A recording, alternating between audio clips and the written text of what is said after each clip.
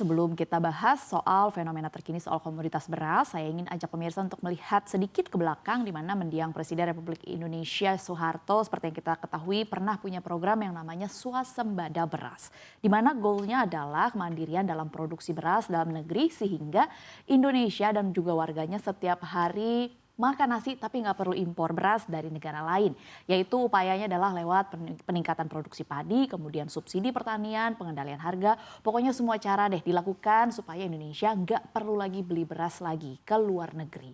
Jadi sebenarnya konsep dasarnya sudah benar ya, di mana sebetulnya Indonesia harusnya bisa mampu dan juga bisa memproduksi beras untuk memenuhi kebutuhan di dalam negeri. Tapi kenyataannya ada aja nih polemik dan juga problem komoditas beras di Indonesia. Bahkan akibat kondisi cuaca El Nino yang saat ini menerpa banyak negara, Indonesia, negara agraris yang katanya tanahnya subur pun ikut panik karena stok beras kita lagi-lagi menipis. Fenomena ini akan kita ulas dalam masalah akut Indonesia, apalagi kalau bukan beras lagi, beras lagi. Kita lihat ke slide yang pertama. Ya, Indonesia defisit beras sudah bukan kekhawatiran semata lagi ya pemirsa, tapi sudah terjadi.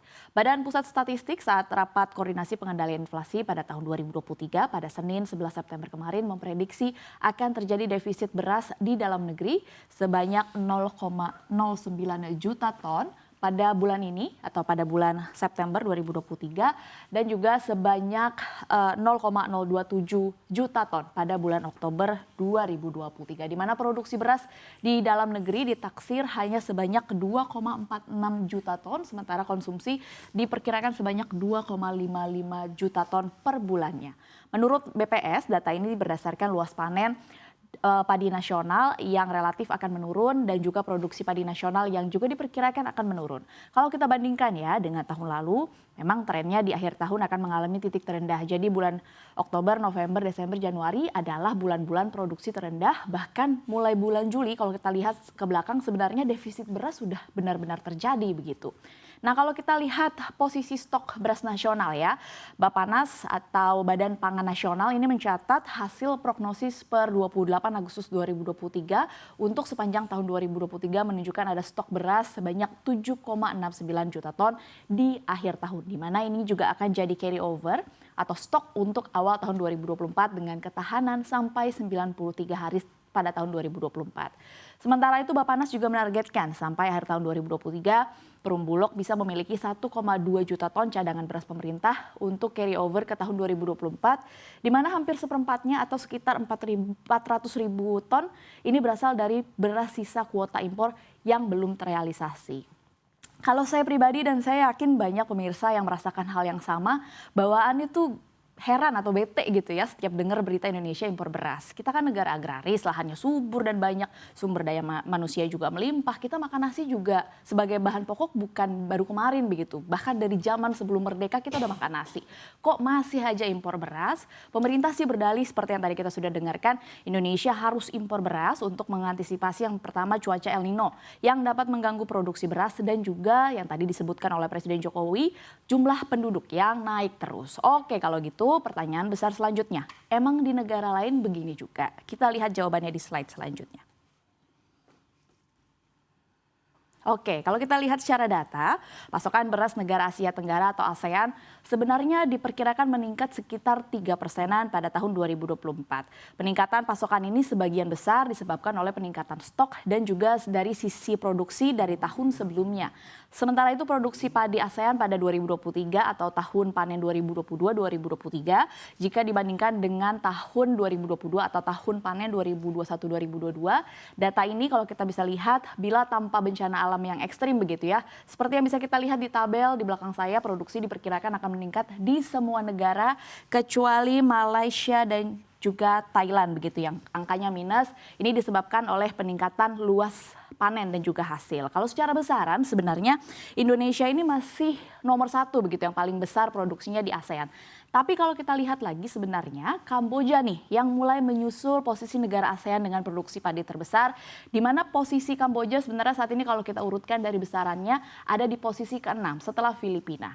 Bahkan Indonesia yang menjadi produsen beras terbesar di ASEAN sudah lama begitu ya, berencana mengimpor atau membeli beras dari Kamboja.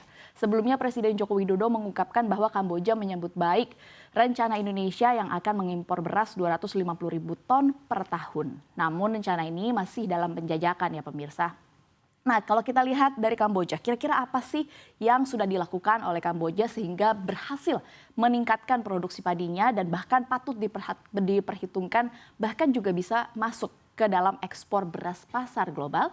Kita lihat di slide selanjutnya. Ya, ada sejumlah upaya atau ada 10 upaya yang dilakukan oleh Kamboja. Mulai dari yang pertama transformasi sektor beras, di mana Kamboja berusaha untuk mengubah sektor berasnya menjadi industri yang berorientasi komersial. Hal ini melibatkan modernisasi dalam produksi beras termasuk penggunaan teknologi modern dan juga perbaikan dalam infrastruktur pertanian. Selanjutnya ada bekerja sama dengan lembaga internasional. Kamboja sendiri memang bekerja sama dengan lembaga internasional seperti Global Agriculture and Food Security Program dan juga The Strategic Climate Fund. Di bawah Climate Investment Fund, kerjasama ini bertujuan untuk membantu Kamboja untuk menghadapi tantangan perubahan iklim dan juga menjaga kesejahteraan petani serta sumber daya pertanian. Ketiga, upayanya adalah mengembangkan rencana untuk mempromosikan dirinya sebagai keranjang beras dan eksportir beras utama.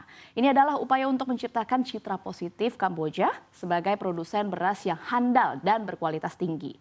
Selanjutnya upayanya adalah di mana Kamboja telah berhasil untuk meningkatkan produksi padi ini yang paling utama ya, secara signifikan kalau kita lihat tadi di data sebelumnya dalam beberapa tahun terakhir. Ini yang tadi kita sudah lihat datanya di mana produksi padi meningkat dari sekitar 8 juta ton pada tahun 2012 menjadi 10,9 juta ton pada tahun 2020. Hal ini mencerminkan upaya untuk meningkatkan produksi secara berkelanjutan. Selanjutnya upayanya adalah pengembangan benih padi. Ini juga yang jadi problem di dalam negeri begitu ya. Kalau Kamboja di mana sebanyak 2.493 ton benih padi wangi diproduksi setiap tahun oleh 3 provinsi di Kamboja. Jadi fokus begitu.